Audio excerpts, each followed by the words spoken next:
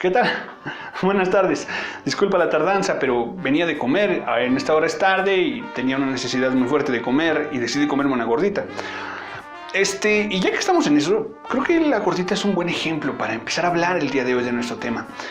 Si nos estás viendo desde una parte que no sea México y escuchas que me acabo de comer una gordita, pues tristemente lo más probable es que pienses que soy caníbal o algo, porque gordita se refiere a una persona pues con sobrepeso. Pero si eres mexicano y nos estás viendo, sabrás que cuando digo una gordita me estoy refiriendo a un antojito, es decir, a una comida que se elabora pues de manera muy rápida. Y ese es el único punto que vamos a tener de acuerdo si vives en México, que la gordita es un antojito, porque depende del lugar en el que estés en nuestro país, es el tipo de significado que le vas a dar a la palabra gordita. Y te lo hablo por experiencia propia. Yo nací en la Ciudad de México y allá una gordita es una preparación con chicharrón prensado, muy grasosa.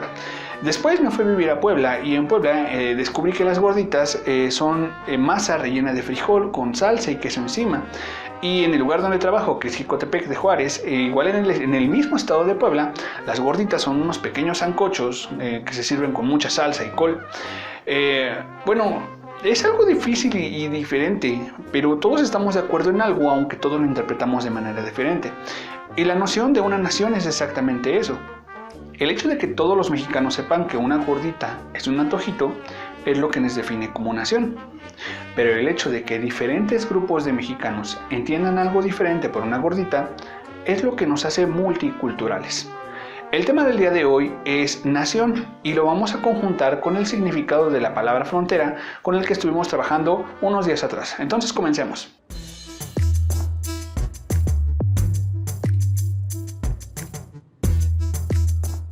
La nación viene de la palabra natio. Y la palabra natio viene relacionada con todo el espectro de palabras relacionadas a la cuestión de nacimiento. Es decir, la nación es el lugar donde naces. Y de manera más formal, una nación es un territorio, la parte territorial, aérea y marítima que ocupan personas que comparten lenguaje, que comparten cultura y tradiciones y que comparten objetivos en común. Eso no significa que las personas que conforman una nación sean todas iguales o crean todas en la misma cosa, pero tienen rasgos por completo que los distinguen. El lenguaje es el más importante, aunque hay veces que hay naciones que están muy cerca entre sí y que hablan el mismo lenguaje, pero las costumbres y las formas en las que se denominan son totalmente diferentes. La nación como tal es algo que nos mantiene unidos y es en realidad un concepto más grande que solamente el pedazo de tierra donde naciste, porque conlleva todas las cosas que te hacen identificarte con un lugar. Las naciones, el cariño que se le puede tener a una nación se le llama nacionalismo. Ya hemos hablado de esto antes. Espero que recuerdes clases anteriores como la conformación de los estados nacionales con los nacionalismos del siglo XIX para que recuerdes más o menos el grupo de sentimientos que formaron esos países. Todos los gobiernos van a tratar de hacer crecer el nacionalismo y de cualquier forma. Y de una manera muy curiosa, los gobiernos más pobres o los más débiles van a tratar de apelar más fuerte al nacionalismo. Es decir, nos va muy mal, no tenemos nada, pero deben de sentirse orgullosos de pertenecer a este país. Eso no significa que los países ricos no se sientan nacionalistas, pero la forma es diferente. En los países pobres, el gobierno es el que va a luchar porque ese nacionalismo crezca. En los países ricos, el nacionalismo crece por sí mismo. Es decir, los habitantes de un país se sienten orgullosos de pertenecer a ese país porque ese país pues triunfa, tiene dinero o es muy grande. Aunque no exactamente funciona eso de manera tan buena, porque muchas veces ese nacionalismo, cuando es muy grande, se convierte en dañino. Todo tipo de amor en exceso es malo, y el amor a una nación pues no tiene, pues exactamente cae en la misma denominación. Una persona que se siente demasiado nacionalista puede llegar a pensar que personas de otras nacionalidades son inferiores o que personas de otros países van a venir a invadirle y a quitarle sus riquezas, lo que nosotros conocemos como xenofobia. Bien, hablando de nacionalismos en otros países y del impacto que tiene la cultura de la nación, en Europa pues tienen una apertura fuerte hacia los migrantes, pero también son personas que se sienten muy orgullosas de sus raíces.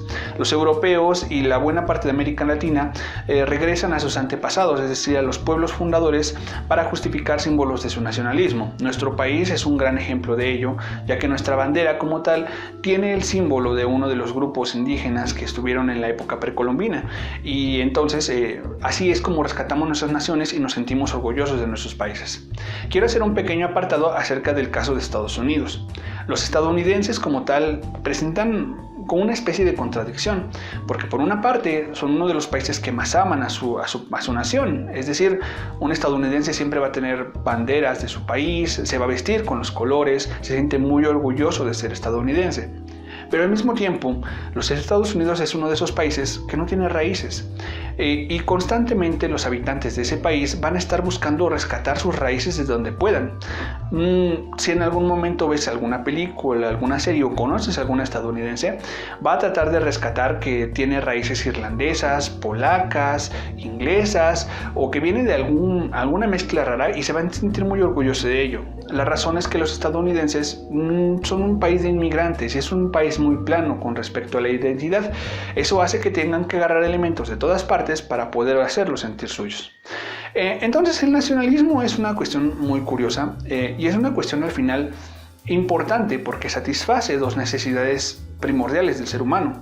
La primera necesidad es el sentido de pertenencia, es decir, saber que perteneces a un grupo, y la segunda finalidad es el sentido de origen, es decir, tener como cierta residencia del lugar de donde vienes. Por eso es tan importante. Naturalmente se relaciona con la parte de las fronteras, porque las fronteras delimitan los límites de una nación, y una nación se expresa pues de diferentes formas y adquiere una identidad propia, a pesar de que los miembros dentro de ella pues puedan ser muy distintos entre ellos. Entonces, ojalá que juntes estas dos cosas, porque resulta que el gran problema de la migración, que va a ser uno de los primeros temas que vamos a tocar, y aparte la formación de la Unión Europea, tiene que ver con este sentido de nación, donde curiosamente hay naciones que sienten correspondencia entre ellas y hacen sus fronteras más agradables, y hay naciones que sienten que el país de enfrente es el enemigo y sus fronteras se cierran. Pero vamos a partir de eso la siguiente clase. Bien, nuestra tarea del día de hoy es muy sencilla. Me gustaría que fueras a tu libro y vayas a las páginas 158 y 159. Al final de la página 159 hay unas preguntas.